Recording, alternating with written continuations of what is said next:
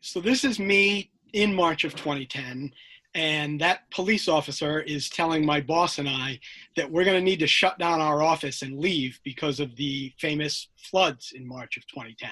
And I spent the next several weeks working from home in the midst of a public emergency. Does that sound familiar to anyone?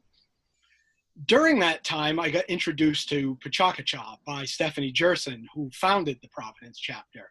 And we met at a party, and she was telling me about PechaKucha, and we exchanged contact info. And sure enough, by the time I got to work the next morning, I had an email from Stephanie saying, "Hey, I hope you can make it to our next PechaKucha event because I've scheduled you to present." So I went to that one. It was at the Hi-Hat, which later became Providence Dueling Pianos. It was actually the 1-year anniversary of the Providence chapter in March of 2010. And I got up, and at the time I was about 3 months away from my 30th birthday. And that was what my presentation was about, was sort of reflecting on what that milestone meant for someone of my generation. And the result was I got some laughs, and afterwards a girl told me she liked my presentation, and by the end of the night we were making out, and I said, I like this PechaKucha thing.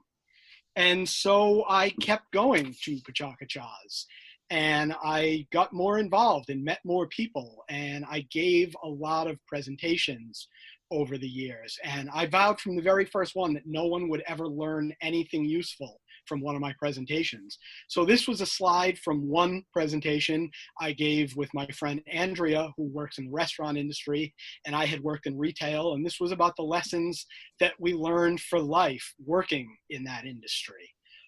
You can see there that it was some pretty profound stuff. This was another one I gave, probably my favorite one, about how people need to stop worrying so much about the zombie apocalypse and start worrying about the robot apocalypse. And of course, surprise, it turned out what we all needed to be worried about was the pandemic apocalypse. So here we are now. Another one I gave when I had left 2 careers in a span of 6 months and was weighing my options for what comes next. And it was really a turning point in my life. And there were a lot of turning points in my life during the time that I was involved in PechaKucha. It was kind of a big decade for me. And over the course of about 10 years, I probably only missed 2 or 3 of them. Michael Gazdaco took over the Providence chapter after Stephanie Gerson moved on. And when he was doing it, I started getting involved in organizing it with him, assisting him, and eventually he passed the keys to me. And then Stephanie Caress started helping me organize it, and we did that for a while. And then when it got to the point where I was openly begging for someone to take over on stage, Chris stepped up. And this is a picture of all of us at the 10-year anniversary of Providence PechaKucha in March of 2019. And PechaKucha led to a lot of other things. I made a lot of friends. I found a lot of stories to write. I wound up hosting other events like Rhode Island Food Fights. I put together a cocktail competition and hosted it with Michaela from the Road Show. And now I host a monthly trivia and karaoke event called Trivioki. We're doing our first virtual event this Friday, by the way. And Chris has taken the reins of PechaKucha. And as you can all see, he has done such a great job of it. And when he told me that we were going virtual this month, I knew I had to present because, again, so many turning points. So now I'm just shy of my 40th birthday. And what does turning 40 mean? If you're an athlete like Bartolo Colon, you're ancient. If you're a politician like Josh Hawley, you're a baby. If you're an actress, you no longer exist. That's Donna from That 70s Show, by the way, if you don't recognize her. It's because she's 40 and Hollywood is heartless.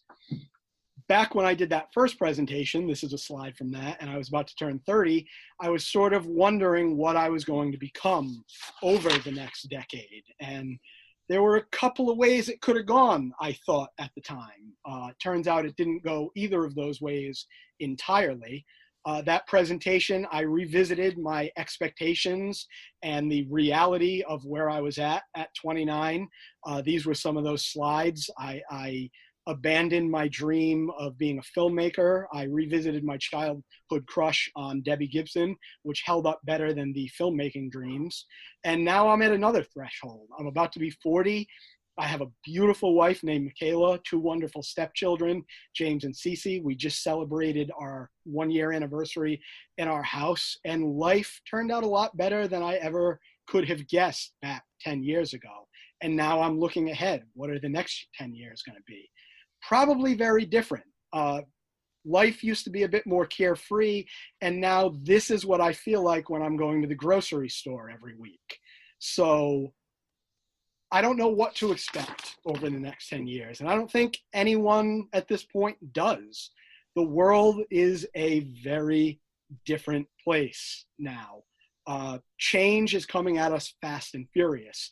And basically, as a species, humans, our ability to change the world has far outpaced our capacity to adapt to those changes. And so anyone who tells you they know what's coming next is lying. But I think it's probably a safe bet that my 40th birthday isn't going to be quite the celebration that my 30th was. Probably going to be a little bit more low key.